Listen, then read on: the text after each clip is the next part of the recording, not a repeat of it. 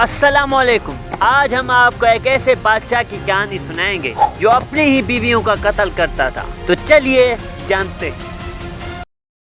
एक वक्त की बात, एक बहुत बड़ी सल्तनत पर एक जालिम बादशाह हुकूमत करता था जिसका नाम शाह सिकंदर था। वो बेहद ताकतवर मगर नहायत संगदिल इंसान था। उसके जुल्म और सितम की कहानियां दूर दूर तक मशहूर थी। राया उसके नाम से ही कांप उठती थी। शाह सिकंदर की सबसे खौफनाक आदत ये थी कि वो हर चंद माह बाद एक नई शादी करता और फिर शादी के पहली रात अपनी बीवी को कत्ल करवा देता था। किसी को मालूम न था कि उसकी दिल में इतनी नफरत क्यों भरी हुई थी, मगर उसकी उस आदत ने पूरी मुल्क में खौफ फैला दिया था। शहर के लोग अपनी जवान बेटियों को छुपा कर रखते थे। माएं हर रात डर के साए में सोते कि कहीं बादशाह के सिपाही उनके दरवाजे पर ना आ जाए। लेकिन शाह सिकंदर को किसी की परवाह न थी।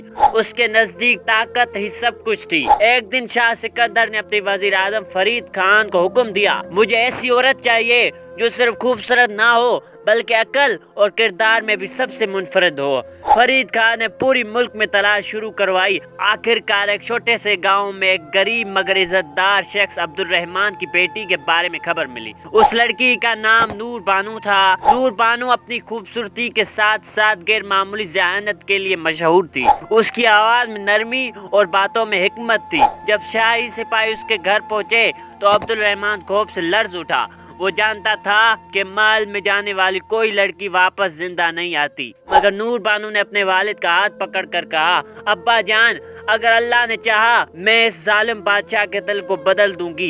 ये सुनकर उसकी वालिद हैरान रह गए।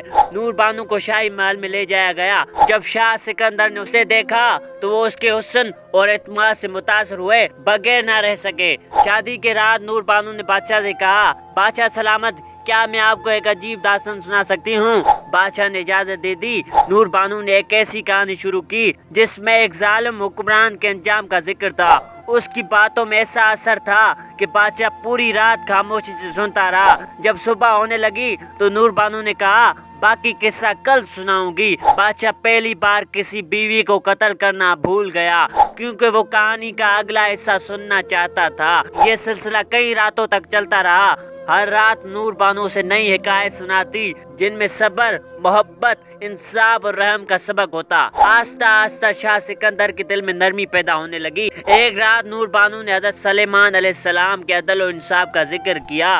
उसने बताया कि असल ताकत जुल्म में नहीं बल्कि इंसाफ में होती है। उसने कहा, वो बादशाह अजीम नहीं होता जिससे लोग डरें, बल्कि वो अजीम होता है जिससे लोग मोहब्बत करें। ये अल्फाज शाह सिकंदर के दिल में उतर गए। उसने पहली बार अपनी गुनाहों के बारे में सोचा। उसे उन तमाम औरतों की याद आने लगी जिन्हें उसने बेरहमी से कत्ल करवाया था। उसी रात उसने एक खौफनाक ख्वाब देखा। उसने देखा कि एक अंधेरी वादी में वो अकेला खड़ा है और उसके अर्द गिर्द उन तमाम औरतों की रूहें मौजूद हैं जिन पर उसने जुल्म किया था।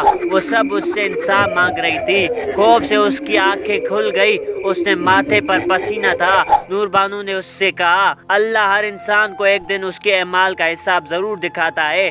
अभी भी वक्त है, तौबा कर ले। शाह सिकंदर की आंखों से आंसू बह निकले। उसने पहली बार दिल से माफी मांगी। अगले दिन उसने पूरे मुल्क में ऐलान किया, आज के बाद किसी पर जुल्म नहीं होगा। उसने कैदियों को आज़ाद किया, गरीबों में दौलत तकसीम की और इंसाफ के साथ हुकूमत करने लगा। राया हैरान थी। जो बादशाह कभी खूनख्वार था वो अब रहमदिल हुक्मरान बन चुका था। ये सब नूर बानो की दानाई, सब्र और अच्छे किरदार का नतीजा था। वक्त गुजरता गया और नूर बानो को लोग दानिशमंद मलका के नाम से याद करने लगे। उसकी कहानी नस्ल दर नस्ल सुनाई जाएगी ताकि लोग याद रखें कि मोहब्बत, हिकमत और सब्र में इतनी ताकत होती है कि वो सबसे सख्त दिल इंसान को भी बदल सकता है।